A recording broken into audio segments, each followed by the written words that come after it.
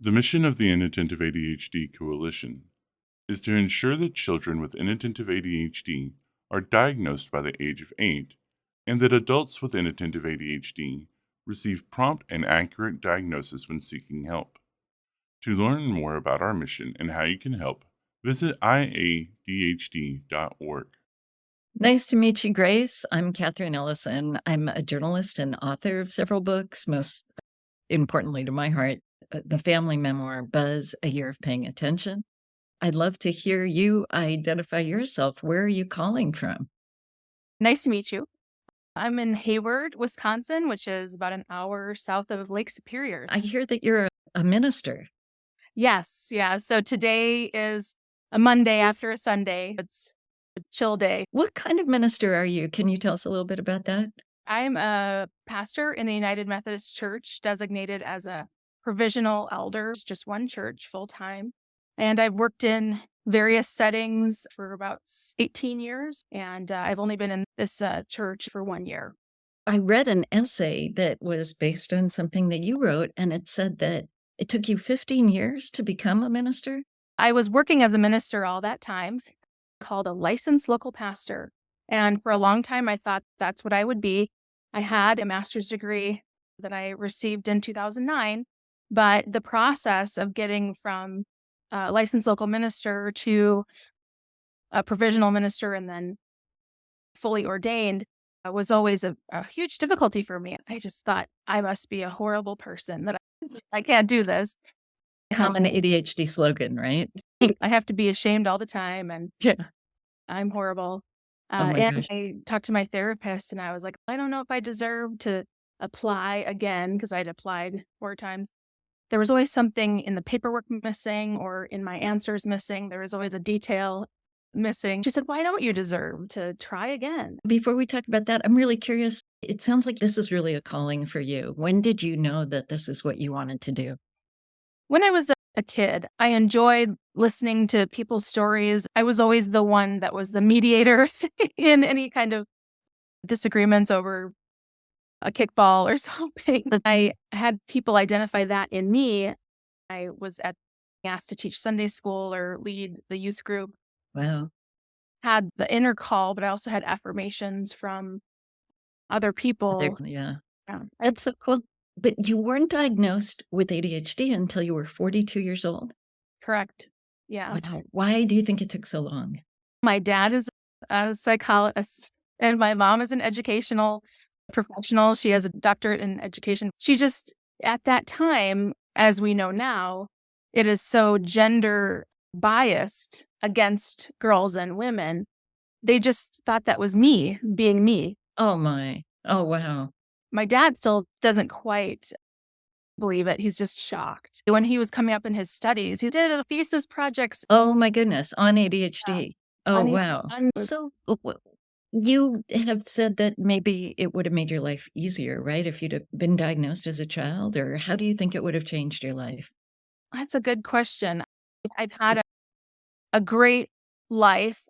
However, it's been hard for me it's hard to look into the future. You've got some clear steps in place. In areas of my life where there was a clear direction, it was a little bit easier, like going to school. You get up, you go do these classes, and you come home. There's clear directions there. But it's much harder. I'm not married. Just in the last year, I'm in a serious relationship. You think that being diagnosed helped you be in a serious relationship? Yes, I do. Tell me Yeah. more about that. Because as a person with ADHD, I'm always anticipating as a way of avoiding making mistakes. Mm. That is not a great thing to have in a relationship, because you have to build trust. You have to build connection. It's required a lot of energy, and it's all been positive. I'm in a relationship with a great man, and I told him a few months after we were dating that I have ADHD. You get treated for it once you got diagnosed? Are you Yeah. taking medication, or what are you doing for it? Yes. Currently medicated, and I see a behavioral therapist regularly. You saw something on NPR that made you think that you should be diagnosed? What was it? Yeah. Talking about how when their child was getting ready for school, that they found a way to take pictures of what it would look like to put on your shoes, to do this, to do that. And so, yeah, so it was like, huh, I sometimes struggle with what should this thing look like when it's finished? I remember asking, can I just see an example of this type of project? Since I didn't have a reference for it, she's like, you can't cheat. That's not what I'm asking. When that radio program came on, something clicked with me. I talked to some other friends that were discovering that they too are newly diagnosed. We were putting some pieces together for each other. We were all seeing our doctors and getting diagnosed. Oh, wow. And yeah, it was a lot. I'm wondering, when you go back and you think about struggling through school, what were the symptoms that you had back then? Yeah, I went to Montessori school. So it was very much an open room where you choose your material, as they call it. I found myself going over and doing the same thing because I had the experience with it. In Montessori, each kid gets introduced to a new material as it seems to be appropriate. For whatever reason, I just couldn't catch on to it. So it was hard to learn, or you didn't want to risk trying to learn something new. You didn't have confidence, or how would you Right. make? Yeah, I think if I would have taken to body doubling early on or known anything about it, it would have helped my learning. That's really how I get to express myself better and talk through things. What is body doubling? What do you mean? Like working on a project with another, or not even with another person, but just having another person in the room with you. Oh, interesting. There's even some apps on the internet where you sign in and you're both working on something. You don't even talk to each other. Oh, pressure, right? Yeah. Yeah, peer pressure or accompanying or shepherding. And it's been a really great tool for me. That's really interesting. Like more motivation to stick with something. Focus. Yeah. Focus. Had you gotten any kind of therapy before this? Were you suffering anxiety? Yeah.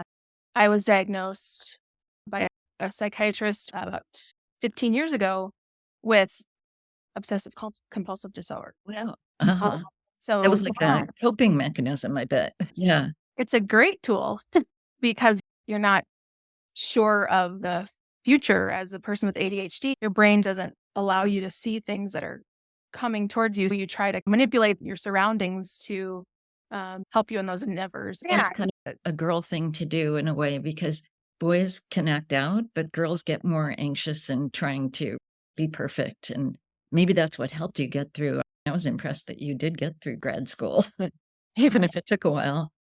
Yes. Yeah. It took me 4 years instead of the 3. I was using the procrastination as a tool to find that dopamine to get things done. Yeah. And then related to the ordination or the process, all my tools and my toolbox was completely empty. I couldn't function. So that took a long time to build back up.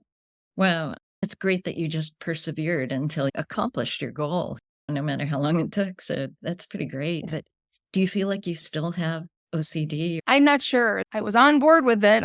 I really wanted some answers. I thought that was something that I could identify and help. But I really think it was because I'm a woman, the OCD diagnosis was more convenient than saying, oh, you're a 30-year-old with ADHD. I was in therapy when my parents got divorced. I started therapy when I was 16 years old. And so nobody's ever diagnosed. Wow. Nobody ever caught it. And and why do you think that was? I scored high on tests. I'm a fairly intelligent person, but it's the details that I get lost in. And And you covered it up. It seems like you worked extra hard, right, to get through it, which a lot of us do. yeah, my sister said we could be running small countries with all of the energy. She would spend hours in her room when her friends could be done with their assignments in a couple hours. I'm wondering how your ADHD journey informs what you do now. If you think it gives you extra compassion with people, or if there's any other ways that it really helps you. Yeah, it helps me to check myself when I'm thinking judgmentally about people's actions and behaviors. When they talk about themselves as being lazy, it helps me to reframe and ask more questions and be very curious about what does that mean to you when you say that? Because it sounds like you were working really hard at the thing that you're trying to accomplish. So yeah, it gives me a language and knowledge of this disorder, which goes undiagnosed for so many people, but also gives me compassion and empathy for people who get down on themselves. I feel like it's something that people, especially women, spend a lot of energy hiding because nobody wants to be out of control. Can we go back to your parents? So they were educated and they were almost professionally dedicated to themes like this. When you said that they just figured it was being you, did they use adjectives? Did they give you messages that you were lazy or stupid? They always said, if you would just apply yourself, you're so smart if you would Yeah, just apply I got yourself. that too. Yeah. I correct my mom these days when she's talking about my nephew because he has ADHD and he has not been diagnosed yet.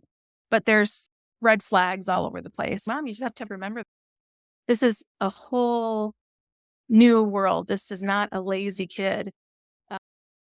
Shift your thinking. Yeah.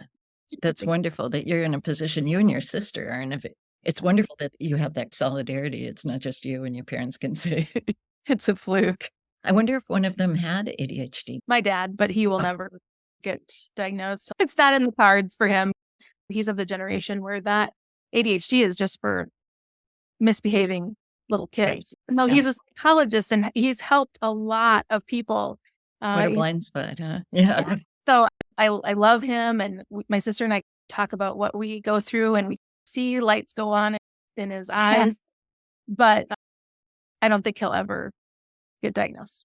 I want to bring back to the question of how your life might have been different had you gotten diagnosed at, say, age 8 or 9. How do you think that would have been different? There's a part of me that thinks, would it have been really scary to be diagnosed at that time? If it was in the early 80s, there would have been a stigma. I might have been teased. I might have been relegated to a different class. I don't know. Special ed or something like that, the short bus. Yeah. I sometimes have thought, I'm glad that I was diagnosed as an older person. Just because of the stigma or what? Yeah. And there's so much more research now. Yeah. Yeah. They're just nobody, unless they were coloring on the walls and bouncing around, nobody that was a girl got diagnosed. That's true. We've got a lot of them right here. Yeah. 3 right here. So anyway, as a minister, you certainly have to be very organized and keep people's stories straight. Have you found any strategies that really help you aside from taking medication and thinking about it a lot? Are there special things that you do? I rely a lot on other people and help them understand me and remind them not exactly that I have this brain disorder, but that this takes a team. Let's work together to share dates and activities and things like that. I really have changed that way of thinking because 5, 10 years ago, I would have been, I got to do this all myself. I don't want anybody to know that I need help. Interesting. That's really a refreshing answer because other people talk about, I've got this special notepad or this app. But you're just talking about other people's brains. That's great. Yes. I'm a parasite. No, just kidding. Oh, no. No, you're part of a team. I like that. Everybody's got different gifts, right? Yeah. It's so true. And we as ADHDers love to get the new notebook and love to have a brand new journal. My friend Chris and I, we're going to be doing a podcast about being a minister with ADHD. We're going through the notes and we're only going to start with 5 episodes. The first day, he had all these ideas. He wrote down the second day, all these ideas. And third day, like one idea. And the 5th day was blank. And we're like, this is our brain. This is us. The energy that we spend to do the things that we need to do sometimes means that towards the end, I don't got anything left because I had worked so hard. You get exhausted. That's part of it, isn't it? It's just too much mental activity all at once. Wait, is this podcast for other ministers or is it for everybody? It'll be for everybody. We had to get special permission because they already know that we're unique. We're in our residency right now, but to get fully ordained, we have to have a project. Do you think for any reason it's more common in ministers? Is there any reason why it should be? In the terms of ministers, we are able to multitask, but it does reach its limit. You do need to be collaborative as a minister with ADHD, or else, first of all, it's more beneficial for everyone to work collaboratively anyway. Sure. Yeah. You could have looked at me about 15 years ago and seen me working my head off by myself, not asking for anybody's input, doing everything myself, and then getting totally exhausted and not being able to finish. Now I understand myself a lot better to know that, yeah, I could do that. I could stay up until 2 a.m, but is that going to be beneficial for my ministry, for the people that I serve? It's better to work together. That's great. Do you think one of the bright sides of having a label is, I mean, there's definitely some downsides, but one of the bright sides is that it gives you a convenient way of seeking support and finding support. There's this whole trove of supports for people with ADHD, or immediately it tells people that maybe you do need some extra help. So if you can be honest and forthright about it. I think that's a great way to put it. What I tell people is I may seem like I'm forgetting something, but it doesn't mean I don't care. Yeah. That's a good one, huh? Yeah. I may be forgetting something, but it's not that I don't care. I get distracted. It's part of how my brain is made. Yeah. At times, it's a gift that's hard to unwrap. I like that analogy from Edward Hallowell. Great. You said a lot of great things. I'm honored to talk to you both, and I've watched the interviews you've already done. Good luck with your podcast. It's been great talking with you. Thank you so much. Thank you, Grace. This has been a production of Inattentive ADHD Coalition. Check us out at iadhd.org and see how you can help us by donating or by spreading awareness about inattentive ADHD. Thank you.